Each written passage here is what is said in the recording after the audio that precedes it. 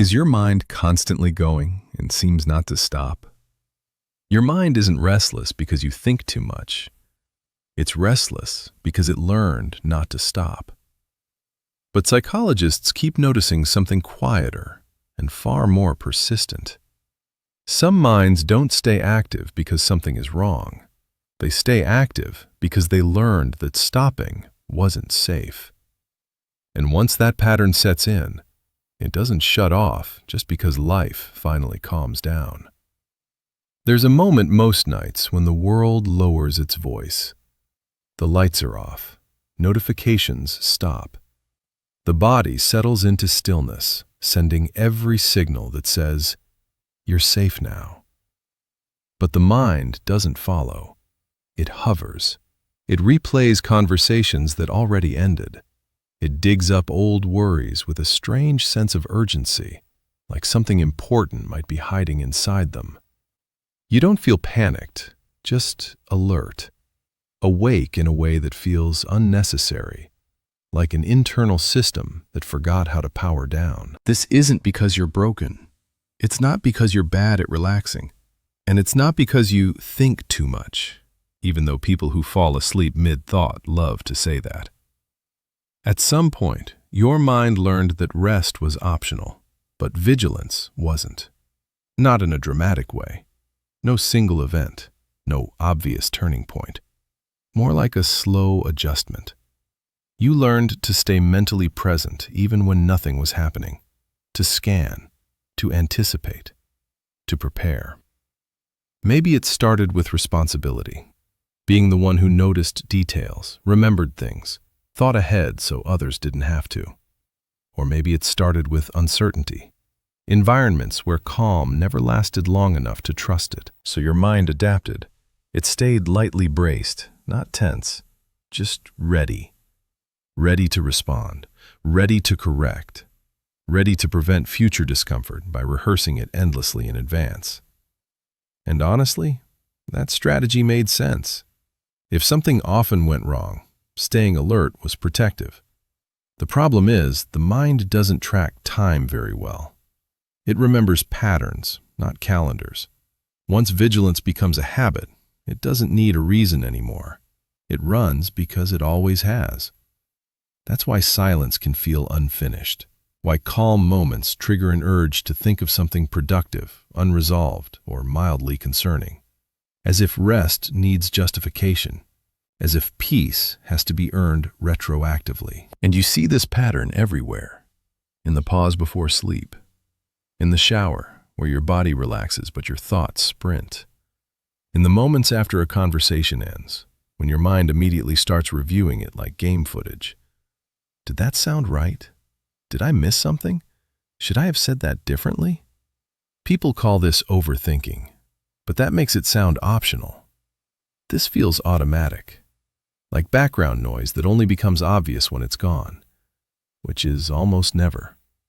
Even when life is going well, your mind stays busy, especially then, because calm can feel suspicious. When nothing is wrong, your thoughts start searching for what might go wrong later. Not pessimism, pattern recognition with anxiety's filter turned on.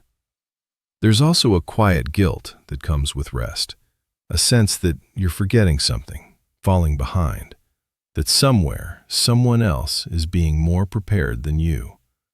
So your mind keeps a mental tab open, just in case. And over time, that constant low-level vigilance creates a strange fatigue. You're not exhausted, just never fully refreshed.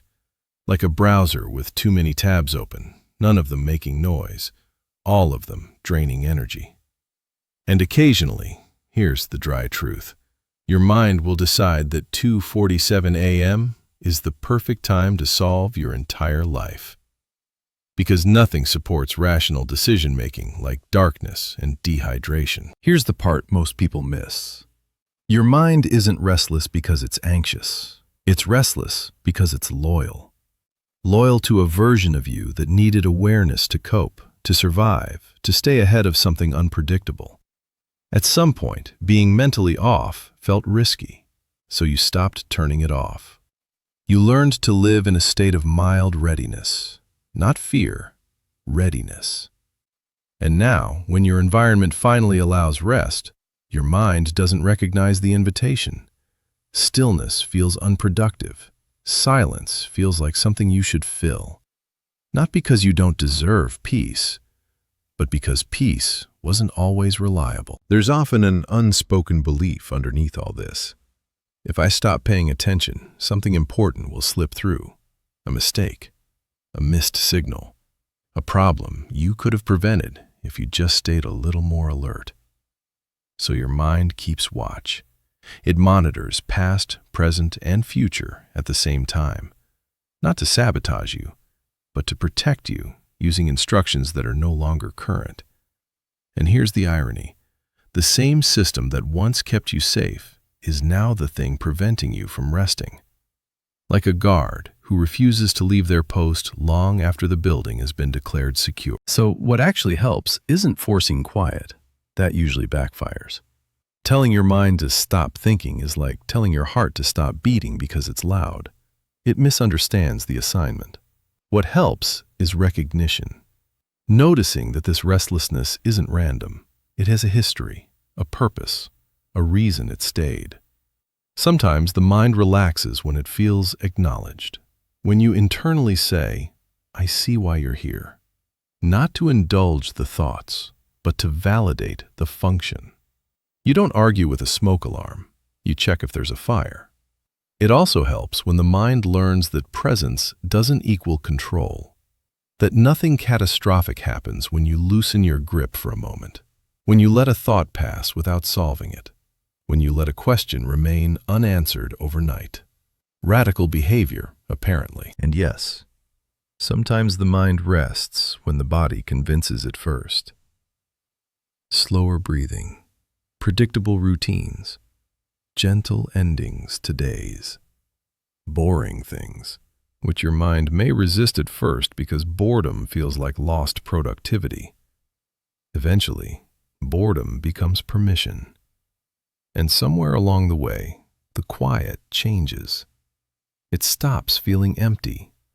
It starts feeling complete. Not something you need to fill, but something that can hold you. Your thoughts don't disappear. They just stop demanding immediate attention. They wait their turn. And that's often how rest actually begins. Not with sleep, not with silence, but with the realization that you don't have to stay on guard forever. If this felt uncomfortably familiar, you're not alone, and you're not broken.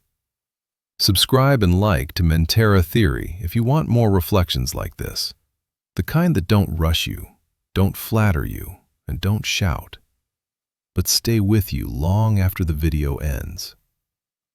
See you next time.